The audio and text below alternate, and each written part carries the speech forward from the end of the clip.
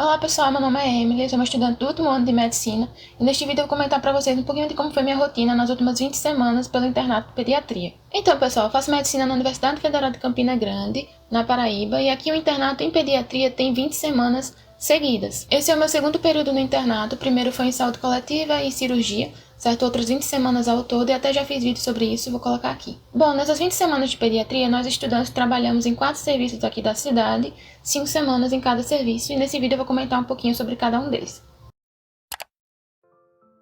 Meu primeiro serviço foi na neonatologia, no Instituto de Saúde Eupídio de Almeida, daqui da cidade, e lá a gente pôde acompanhar partos, realizar os cuidados iniciais de recém-nascido e também acompanhar certas crianças que precisavam ficar internadas por um pouco mais de tempo. Quando a gente estava na sala de parto, a gente tinha a oportunidade então de realizar os cuidados iniciais desses recém-nascidos e também de acompanhar as manobras de reanimação feitas pelas residentes e pediatras quando necessário. Essas manobras de reanimação são algumas manobras mais específicas para as crianças com fatores de risco ou prematuras. Além da sala de parto, a gente acompanhou muitas crianças também durante seus primeiros dias de vida. Crianças que precisavam ficar na maternidade por algum outro motivo. Por exemplo, precisavam de fototerapia, precisavam fazer algum esquema de antibiótico em virtude de alguma coisa, de alguma doença que foi transmitida durante a gestação, por exemplo. Então, no geral, eu gostei bastante dessa minha experiência na neonatologia. Foi a parte da pediatria que eu mais gostei, inclusive. Embora eu tivesse pouquíssima experiência com crianças tão pequenas assim, mas essa parte do internato em pediatria foi essencial, porque por mais que a gente estude muitas coisas, a gente só aprende na prática. Por exemplo, como entreter uma criança, como conseguir fazer com que ela fique mais quietinha, que ela não chore, para a gente conseguir fazer um exame físico melhor, por exemplo, e por aí vai. Diversos outros detalhes que só na prática a gente consegue lidar melhor. Durante as 5 semanas seguintes, eu trabalhei, então, no Hospital da Criança e do Adolescente aqui da cidade, e lá a gente esteve em 2 momentos, na enfermaria e no pronto atendimento. Começando pela enfermaria, então, a gente ficou na enfermaria da ala respiratória, certo? Então, muita criança com resfriado, asma, desconforto respiratório por diversas razões, inclusive por Covid-19. Mas durante o nosso tempo lá, chegaram também diversas outras patologias, não necessariamente respiratórias, como infecção do trato urinário, diabetes tipo 1. E durante a enfermaria do Hospital da Criança, foi um dos principais momentos, assim, do internato de pediatria para o médico generalista. Eu e meus amigos, a gente pôde perceber isso, porque foi um momento que a gente, de fato, aprendeu a fazer prescrições, por exemplo, voltadas para as especificações de um público pediátrico, e também foi quando a gente pôde acompanhar crianças de diversas idades, desde os bebezinhos também, até crianças de 9, 10 anos e adolescentes. Então, em um segundo momento, a gente teve no pronto atendimento do hospital, que como o nome diz, é aquele atendimento que enfim, a criança está passando mal em casa e a mãe vai e leva a criança para o hospital para ter esse socorro, essa ajuda. Lá no Hospital das Crianças chegavam muitos casos no pronto atendimento de desconforto respiratório, por asma, sibilância recorrente, Covid-19, diversas outras viroses, enfim. Chegava casos também de diarreia, gastroenterite no geral, caso de dengue, caso de cetoacidose diabética, e por aí vai. Foi um serviço bem variado, bem importante. A experiência no pronto atendimento do Hospital da Criança também ajudou bastante para essa questão da formação da gente como médico generalista. E para fechar sobre o Hospital da Criança, uma das coisas que me chamou muita atenção lá foi porque, principalmente certas crianças, assim, de 2, 3 anos, digamos assim, elas chegavam bem doentinhas na enfermaria, certo? Aí nesse momento, digamos assim, de quando a doença estava realmente forte, elas eram bem irritadas, bem chorosas, assim, sabe? A pessoa entrava no quarto para fazer o exame, elas já começavam a chorar. Mas no momento em que a criança ia melhorando, certo? Que a doença ia de fato sendo tratada, a gente via a melhora na criança porque ela melhorava o estado geral bastante. Ela começava a brincar com você, começava a falar melhor com você, começava a deixar você fazer o exame bem direitinho. Toda semana a gente via essa evolução dos pacientes e isso era muito bom.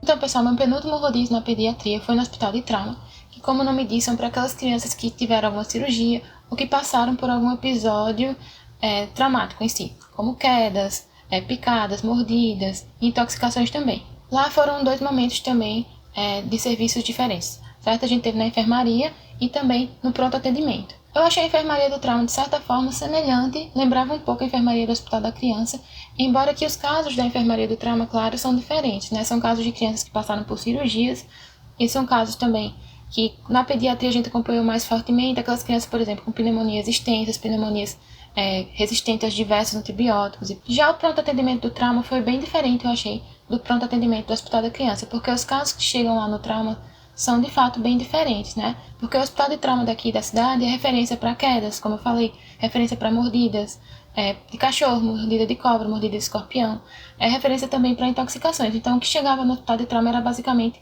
esse conjunto de pacientes. E esses são casos claramente bem importantes de nós, como médicos generalistas, que a gente saiba, então, conduzir. Além de serem emergências, né, em si, são casos também de que a gente nem sempre vai ter um hospital de trauma naquela cidade, e você vai ser só o médico naquela cidade e você vai ter que lidar com isso, certo? Então, você saber como lidar com esses casos de pacientes é bem importante. E também é importante que a gente saiba fazer certos cuidados básicos, certos cuidados iniciais, antes mesmo que a criança seja levada, seja encaminhada para o hospital de trauma. Porque sim, vai ter certos momentos que a gente vai ter que encaminhar aquele paciente para o hospital de trauma, mas existe muito que nós, como médicos generalistas, que a gente pode fazer antes desse encaminhamento, certo? Enquanto a criança está esperando transporte, por exemplo, ou durante esse atendimento inicial. Então, tudo isso a gente soube lá no trauma, os médicos orientaram a gente muito bem nisso, então foi uma experiência bem válida. Então, pessoal, meu último rodízio pela pediatria foi na minha casa, que é o Hospital Universitário Alcides Carneiro, certo? E lá a gente pôde acompanhar, então, o serviço da oncologia pediátrica, da enfermaria e também alguns ambulatórios. E o Hospital Universitário da minha cidade, ele é bem interessante porque, como Campina fica, assim, no centro do interior, todas aquelas patologias mais raras, mais complexas, de alta complexidade, complicadas, assim, elas tendem a parar na HU, então a gente acaba vendo um pouquinho de tudo. Por exemplo, durante meu período na enfermaria eu acompanhei casos, ou melhor, um caso, que é anemia falciforme, com sequelas neurológicas importantes, porque a criança já tinha tido 2 AVCs prévios. Acompanhei também a investigação clínica de uma criança que, enfim, estava com muito sangramento, aí foi feita toda uma investigação e descobriu-se que era lúpus, certo? Foi bem interessante essa investigação clínica, inclusive. A gente também acompanha casos de convulsões de difícil controle. Por exemplo, um dos pacientes que eu acompanhei também tinha lipofucinose seroide neuronal, tipo 6, que é uma doença bem rara, mas eu decorei isso tudo porque eu acompanhei esse paciente por 14 dias e ele já estava lá no hospital há basicamente 1 ano. Enfim, tem pacientes com erros inatos do metabolismo, ainda em investigação por muito tempo, porque é algo bem complexo e bem raro. Enfim, e no primeiro momento você pode perguntar como é que esses casos raros, complexos, podem ser úteis assim para a formação de um médico generalista, já que não vai ter um contato com esse tipo de patologia. Embora realmente não sejam casos que a gente vai ter um contato maior como médico generalista no futuro, eu achei a investigação clínica desses casos bem importante, certo? Eu acho que como um médico clínico, assim, sempre tem alguma coisa aqui e ali que a gente leva para a nossa vida futura, e também as medidas de suporte para esses pacientes eu achei algo bem válido de ser aprendido.